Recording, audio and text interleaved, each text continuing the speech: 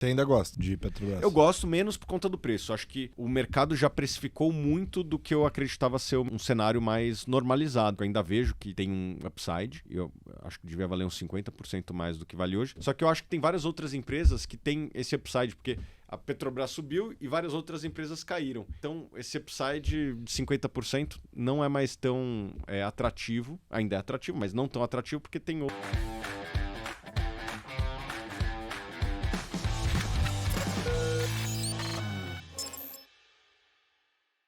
Como você tem enxergado esse momento e conta um pouquinho pra gente aí até do que você fez nesses últimos tempos com o cenário nebuloso que nós estamos tendo.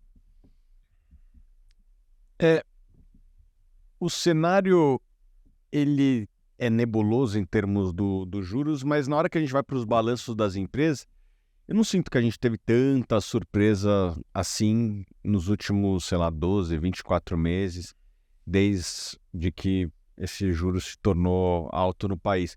Eu sinto que as empresas brasileiras responderam muito bem, óbvio, com exceções. Lojas americanas, é uma exceção. Você pega as grandes empresas brasileiras, elas se provaram bastante lucrativas nesse período, inclusive fazendo programas de recompra que nunca foram feitos na história do país. Aconteceu algumas coisas que eu não imaginava que pudesse acontecer. Uma estatal abrindo um programa de recompras. Sim, a Petrobras fez isso, a BB Seguridade, que é uma subsidiária do Banco do Brasil, também, pela primeira vez, abriu um programa de recompras. É meio raro a gente pensar isso, porque uma estatal deveria, pagar dividendos e o governo decide usar o dinheiro para fazer os programas sociais que ele achar necessários. Um programa de recompras é uma ferramenta bastante sofisticada e que só deveria ser usada, no meu entender, por quem realmente pensa no acionista da empresa, né? Geralmente, uma empresa estatal tem que realmente receber como dividendos e não fazer programa de recompras. E como o Brasil ele tem uma dependência grande dessas empresas, os programas de recompras das empresas elas são bastante volumosos. Eu acredito que as empresas brasileiras devem ter sido talvez o maior net comprador de ações nos últimos anos no Brasil, bem como também foram as empresas americanas nesse bull market que aconteceu nos últimos 15 anos nos Estados Unidos. O grande comprador de ações não foi o investidor pessoa física, não foi o investidor institucional, foram os programas de recompras das empresas. E as empresas brasileiras estão repetindo esse sucesso que foi os programas de recompra dos Estados Unidos. Então, respondendo à tua pergunta aqui, eu acredito que existem bolsões de precificação interessante. Então, Itaú e o Banco do Brasil são excelentes negócios que se provaram bem resilientes nos últimos anos. Dos grandes bancos foram os que se mostraram com a gestão mais ágil e estão no múltiplos atrativos. A Vale, empresa ultra competitiva e que, de certa forma, por incrível que pareça, às vezes até se beneficia desse tiroteio. O câmbio subiu nos últimos dias, né? Chegou a bater 5,20, 27, agora caiu um pouquinho. Mas, por incrível que pareça, é ótimo para os 3 setores que o Brasil é ultra competitivo, né? O agro, mineração, que é a Vale, e petróleo, que é a Petrobras. Então, às vezes, o Brasil se beneficia dessas conjunturas que trazem volatilidade, porque os grandes setores do Brasil são exportadores. E os setores mais voltados para o mercado interno, eu acredito que tem empresas com uma resiliência muito grande, como algumas dessas que eu citei. O sistema bancário brasileiro se mostrou, nos últimos 20 anos, o mais sólido do mundo. Eu não trocaria o desempenho do segmento bancário brasileiro por de nenhum outro sistema bancário do mundo, inclusive o americano, né, como se provou ano passado. Investir em bancos no Brasil se mostrou um bom negócio. Então, tem que pensar, o que eu gosto, né? Eu gosto de agro, gosto de mineração, gosto de petróleo e os oligopólios internos. É isso que eu busco lá, montar uma carteira, e eu acredito que quem monta uma carteira de Brasil com esse perfil tende a fazer um bom negócio ao longo do tempo. Tiagão, você quer começar falando, até porque eu sei que você, assim, pô, é uma pessoa que não tem problema em dar opiniões fortes, e por um bom momento você foi bastante crítico também das estatais. Sim, eu elogiei, ao contrário. Ah. Mas tinha aquela frase do só compra se tiver de graça. Mas né? daí, quando E ficou. É isso. É isso. Exatamente. Esse é o Eu ponto. estava me referindo a esse momento anterior. Realmente, tive essas duas fases na minha carreira. mas melhorou bastante, fato. Mas Sim. dado o momento atual, tudo que já aconteceu, todos os dividendos foram pagos, toda a incerteza que foi gerada nos últimos tempos, enfim, por que você gosta de Petrobras atualmente? Bom, já gostei mais de Petrobras e o fato de eu gostar menos do que eu gostava há 2 anos atrás, que era justamente o momento de maior pessimismo com a empresa, eu acho que, pô, eu era um dos poucos que tinha coragem de vir a público e falar, tô comprando aqui, ou tenho coragem de cá, porque realmente tinha muita nuvem em cima, ainda tem, sempre tem, mas naquele momento os preços estavam muito baratos, né, assim, a gente chegou a fazer alguns estudos mais catastrofistas, assim, do tipo, demorou-se 15 anos para a Petrobras ter a maior dívida corporativa do mundo e naquele momento eu achava que a empresa não ia ter condição de sobreviver, ia ter que passar por uma capitalização, uma privatização e o preço do petróleo subiu e salvou a empresa, né? E também muita melhoria de gestão que veio de 2016 para cá. E a gente fez alguns modelos assim, cara, não vai demorar 15, vai demorar 5 anos e a empresa vai quebrar. Mesmo assim, tinha upside. Então, isso é uma coisa que os investidores não fazem. Eles não precificam o risco corretamente. Eles precificam de maneira binária. É tipo, a empresa vai quebrar. Quebrar quando? Porque se for quebrar daqui 10 anos, opa, até lá você tem um carrego, você tem dividendos. Teve um ano que a Petrobras pagou 70% de dividendo. Eu invisto desde 2003. Foi o maior dividendo do mundo. Eu não me lembro de ter encontrado uma empresa que pagou 70% e do tamanho da Petrobras, com certeza não. Você se lembra de algum caso? Não. Por quê? Porque estava tão estressado o papel, estava tão barato, que eu acho que valia o risco. Um caso muito parecido com o argentino. Tipo, estava tão barato que tem uma hora que vale o risco. Dizem que assim, no preço certo é possível você vender um seguro para alguém que está na UTI. Né? A chance do cara morrer é 90%, uma chance alta. Mas se você vender o seguro com uma chance implícita de 99%, opa, você fez um bom negócio. E as pessoas muitas vezes não sabem fazer esse tipo de conta e não faziam na Petrobras e não faziam também no Banco do Brasil, né? Que é outra estatal muito saudável. Eu acho que esse ponto do saudável é importante, né? Porque muito investidor pessoa física, ele gosta de comprar aquela ação que caiu 80% só porque ela caiu 80%. Sem fazer toda essa análise do balanço e ver que, pô, na verdade, né, essa empresa pode quebrar. Se ela quebrar, vai a zero e você vai perder 100% de qualquer forma, né? E esses não eram os casos. Não eram os casos. A Petrobras passou da maior dívida corporativa do mundo para o maior dividendo do hemisfério sul, pelo menos. Acho que foi o segundo do mundo, o terceiro do mundo naquele momento. Em pouco tempo, olha a capacidade de regeneração das nossas estatais. Elas têm um posicionamento de mercado tão forte. Eu arrisco dizer que é muito parecido com o posicionamento de mercado que eram as empresas de petróleo lá do Rockefeller, 150 anos atrás nos Estados Unidos, posicionamento quase que de monopólio, que a capacidade de regeneração é muito rápida. Você sai da maior dívida do mundo para o segundo maior dividendo do mundo em 6 anos. É literalmente da água para o vinho aqui. Sim. Muito rápido. E era isso que a gente via, só que a gente vê que o mercado não estava precificando. O enterprise value da Petrobras era muito parecido da época saudável e da época não saudável. E nesse meio tempo ela desenvolveu o que talvez tenha sido as melhores reservas de petróleo do planeta nos últimos 10 anos, que é o pré-sal, que se mostrou uma dádiva que infelizmente eu acho que nós brasileiros não vamos aproveitar muito, né? A gente está gastando tudo aí, né? Não criamos o fundo soberano. Estamos passando essa riqueza para frente, infelizmente. Dutch disease. Mas você ainda gosta de Petrobras? Eu gosto menos por conta do preço. Acho que o mercado já precificou muito do que eu acreditava ser o melhor, ou melhor, um cenário mais normalizado. A Petrobras, há 2, 3 vezes a geração de caixa, era muito baixo. Hoje ela já está indo para eu trabalho com uma geração de caixa normalizada ali entre 8 a 9 dólares. Eu trabalho com o preço de petróleo mais ou menos ali de 75 dólares. Hoje está um pouco acima, mas esse é o meu projetado para frente, que é a média dos últimos 10 anos. E a Petrobras, nesse patamar, ela tem condição de gerar mais ou menos ali uns R$9 de caixa líquido por ano, que quando estava abaixo dos R$ 30 era 3 vezes, né? Era 30% ao ano.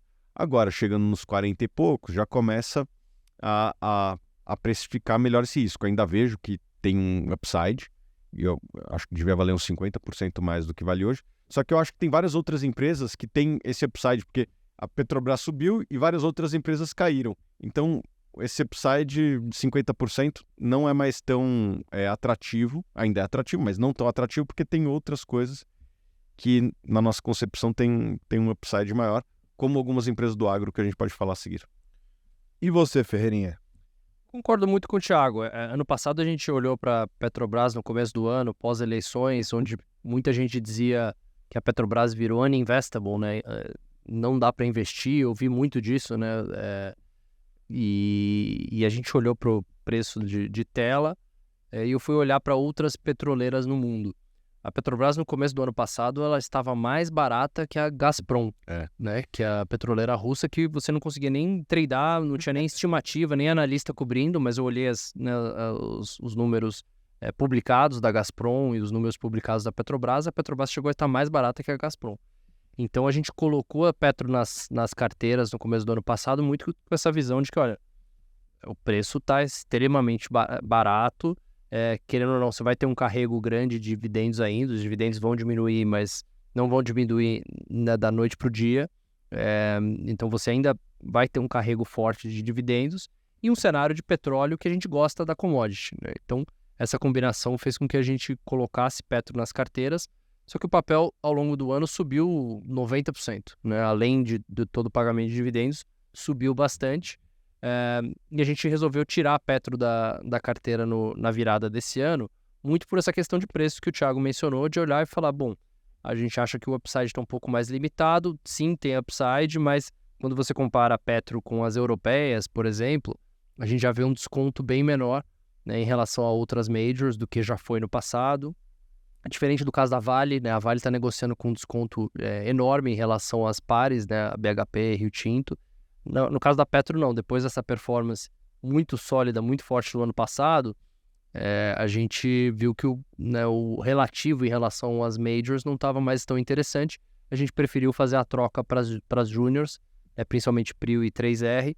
E 3R acabou entrando nessa dinâmica de M&A, enfim, de junção com Recôncavo, Enalta, enfim, o papel acabou se beneficiando de todo esse movimento.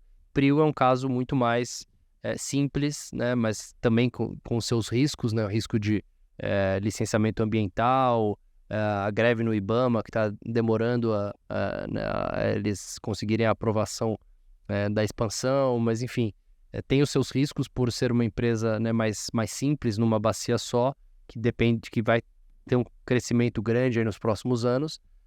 Então é um risco diferente da Petrobras, né?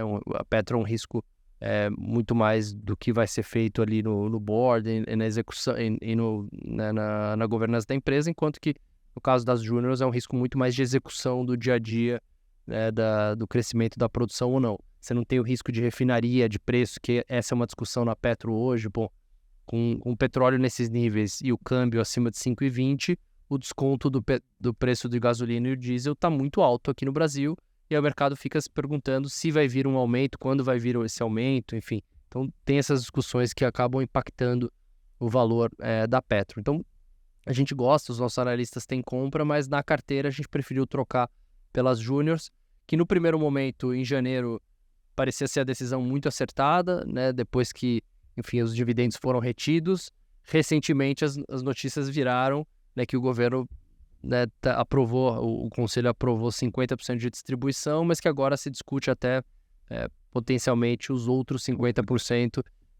As notícias estão indicando que seria um potencial. Então, o papel tem recuperado bem aí nas últimas sessões na Bolsa por conta dessa visão de dividendos. Então, sim, é um papel que a gente gosta, mas de fato a gente achou o upside um pouco mais limitado, por isso que a gente preferiu trocar pelas juniors aí nas carteiras. E seu time merece um parabéns, e você também, Ferreira, porque só quem é analista sabe o quão impopular era essa decisão há 12 meses atrás. Exato, exatamente. Né? Isso. Trabalho fácil era, vamos seguir aqui o que o cliente quer dizer que é uninvestable, vamos seguir a manada. O trabalho difícil é falar não para o cliente, né? Utilidades públicas, bancos e financeiros, infraestrutura. Alguns falam commodities, mas essa variável macro incomoda, deixa o ativo muito cíclico.